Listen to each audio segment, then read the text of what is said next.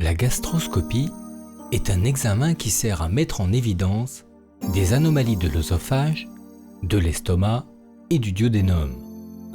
Elle est encore appelée fibroscopie œsogastrique. Elle est utile à votre médecin pour déterminer l'origine de vos symptômes.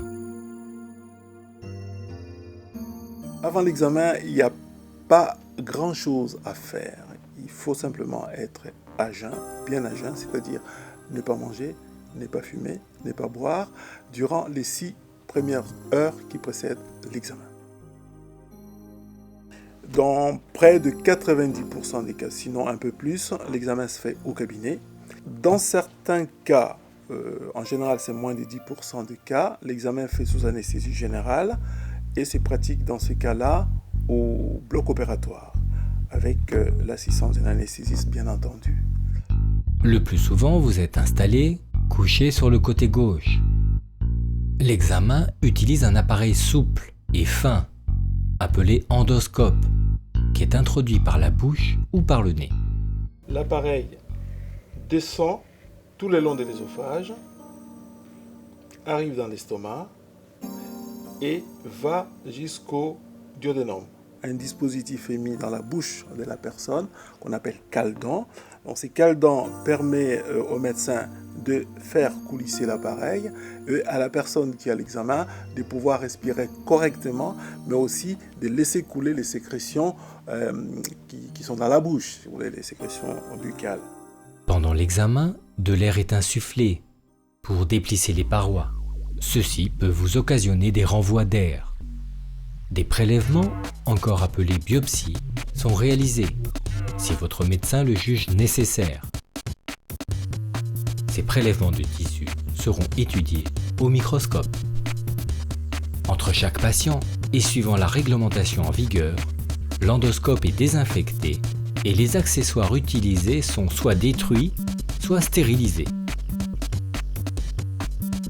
Tout acte médico-chirurgical comporte un risque, même s'il est fait dans les meilleures conditions et par des mains expertes.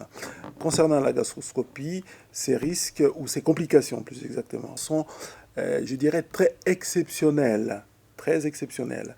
En fait, elles sont liées essentiellement aux antécédents médico-chirurgicaux de la personne qui a l'examen, si on les néglige, mais aussi et souvent à la prise de certains médicaments par la personne à qui on va faire l'examen. Mais si on prend en considération les antécédents, on prend bien en considération les médicaments, les risques de la gastroscopie, j'insiste bien, la gastroscopie sont quasi nuls.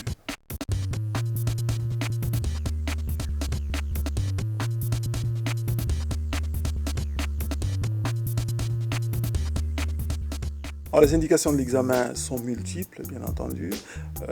Selon les signes de la personne, on va rechercher peut-être un ulcère, on va rechercher un reflux, tout simplement. On va enlever un corps étranger qu'une personne a ingéré accidentellement. On va vérifier au-delà de l'estomac si tout se passe bien. J'ai une personne qui vomit, pour être simple, voir s'il n'y a pas un obstacle. Voilà les indications.